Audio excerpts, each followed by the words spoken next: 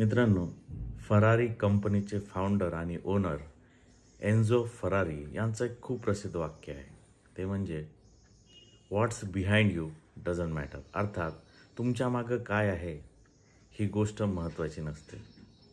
नमस्कार मित्रांनो, कारचं तरुणाईला प्रचंड आकर्षण आहे. त्यामध्ये ब्रँडेड कार्सची खूप नाव आहेत. अशाच या कारच्या वेड्यापायी एक स्पर्धा सुरू झाली होती, जी F1 रेस या नावाने जगात सुप्रसिद्ध आहे. आज त्याच F1 रेसवर आधारित एका चित्रपटाचा पण मूवी रिव्ह्यू बघणार आहोत. आणि त्यात विशेष आकर्षण म्हणजे ब्रॅड पिट. खूप दिवसांनी ब्रॅड पिट एका चांगल्या मूवी आणि चांगल्या टशनसह आलेला आहे. प्रेक्षकांना त्याच्याबद्दल आकर्षण आहे.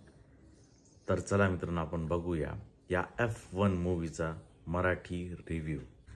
मित्रांनो, F1 रेसिंग ही जगातली सर्वात ब्रँडेड कार रेसिंग कॉम्पिटिशन आहे. यामध्ये जगातले सर्वात टॉपचे ड्रायव्हर भाग घेत असतात. हा जो चित्रपट आहे हा याच रेसिंग कारवर आधारलेला आहे. पण याच्यात विशेषतः म्हणजे याचं डिरेक्शन केलेलं आहे, अर्थात दिग्दर्शन केलेलं आहे, ते म्हणजे जोसेफ कोसिन्स्की यांनी, जे टॉप गन मावरिक याचे सुद्धा दिग्दर्शक आहे, ज्याच्यात टॉम क्रूज यांनी काम केलेलं आहे. या चित्रपटामध्ये ब्रॅड पिट यांनी रिटायर F1 कार ड्रायव्हरची भूमिका केली आहे, जो वयाच्या 60व्या वर्षी पुन्हा पदार्पण करतो आणि एका अपयशी टीमसाठी. या चित्रपटाची खासियत म्हणजे हा चित्रपट रिअलिस्टिक F1 कारचे जे ग्राउंड्स आहेत, तिथे रेसिंग ट्रॅक आहेत, तिथे हा शूट केलेला आहे, जेव्हा रिअल ग्रँड प्रिक्स कॉम्पिटिशन सुरू होत्या, ज्याच्यामध्ये सिल्व्हरस्टोन आणि मोन्झासारखे ठिकाणं आहेत. यामध्ये तुम्हाला रिअल F1चे जे ड्रायव्हर आहेत त्यांचासुद्धा आपल्याला डेब्यू बघायला मिळतो. त्यामध्ये लुईस हॅमिल्टन आणि मॅक्स वर्स्टॅपन यासारखे प्रसिद्ध F1 कार रेसिंग ड्रायव्हर्स आहेत. या चित्रपटाची मजा हीच आहे, रिअल ग्राउंडवर शूट करताना, रिअल रेसिंग ट्रॅकवर शूट करताना आणि लाईव्ह कॉम्पिटिशन चालू असतानाचे रिअलिस्टिक सीन आहे. त्याच्यामुळं आपण टी व्हीवर बघत असलेले कॉम्पिटिशन आणि तेव्हा त्या F1 ड्रायव्हरच्या मनामध्ये चाललेली उथापतल, तिचं आयुष्य, या सगळ्या याचं जे आहे ते एका रेसिंगमध्ये आउटपुट कसं दिसतं, रिझल्ट कसा दिसतो, ती कॉम्पिटिशन खेळताना काय होत असतं, या सगळ्या गोष्टीचा थरार म्हणजे F1. हा चित्रपट बघताना तुम्हाला काय अनुभव येतो मित्रांनो? तर सर्वात महत्त्वाचं रिअलिस्टिक रेसिंग कारचे सीन, हे चेजिंग सीन तुम्हाला रिअल स्वतः तुम्ही ग्रँड प्रिक्स F1 रेसिंग कारमध्ये भाग घेतल्याचा साक्षात अनुभव येतो. त्यामध्ये कॅमेराचा केलेला उपयोग, बॅकग्राऊंड म्युझिक अतिशय सुंदर आणि खूप सुंदर आहे. IMAX आणि 4DX सारख्या थिएटरमध्ये हे एक्सपिरियन्स करताना तुम्हाला रिअलिस्टिक अनुभव येतो. पण संपूर्ण चित्रपट बघताना तुम्हाला कायम टॉप गन मार्वरिकची झलक दिसत राहते.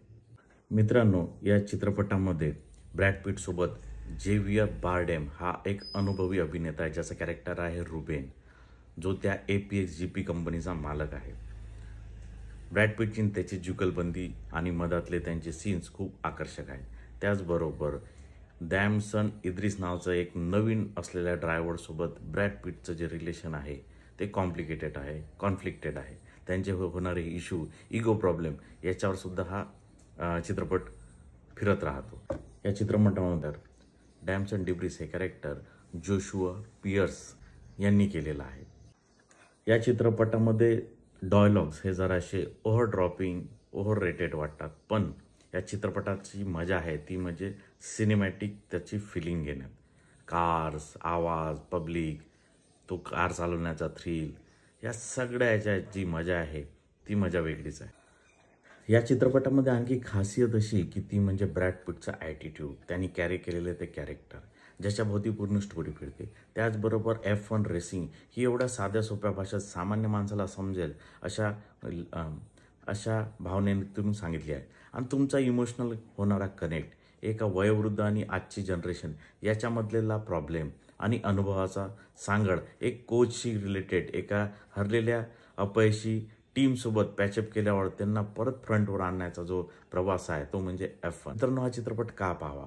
सर्वात म्हटलं तर या चित्रपटाचा सिनेमॅटिक जो फील आहे, कार रेसिंग लवर्स यांच्यासाठी तो खूप चांगला आहे. त्याचबरोबर ब्रॅड पिटच्या फॅनसाठी हा मूवी अवश्य बघावा. नॉन कार लवर्स तर हा चित्रपट थोडा कंटाळवाणा वाटू शकतो. काही लोकांना याची स्टोरी खूप साधी सिंपल वाटू शकते, कोणाला बायोग्राफिकल चित्रपट वाटू शकतो. पण ओव्हरऑल या चित्रपट बघण्यासाठी प्रेक्षकांनी जावं, कारण FN हा इंडियामध्ये प्रचलित नसलेला प्रकार आहे. त्याच्यामुळं थोडं नवीन बघण्यासाठी, नवीन एक्सपिरियन्स घेण्यासाठी हा चित्रपट खूप सुंदर आहे. मित्रांनो, हा चित्रपट तुम्हाला कसा वाटला, तुम्हाला याचा काय अनुभव आला, हे करण्यासाठी माझ्या कमेंट बॉक्समध्ये कमेंट करा. जय हिंद. नमस्कार मित्रांनो.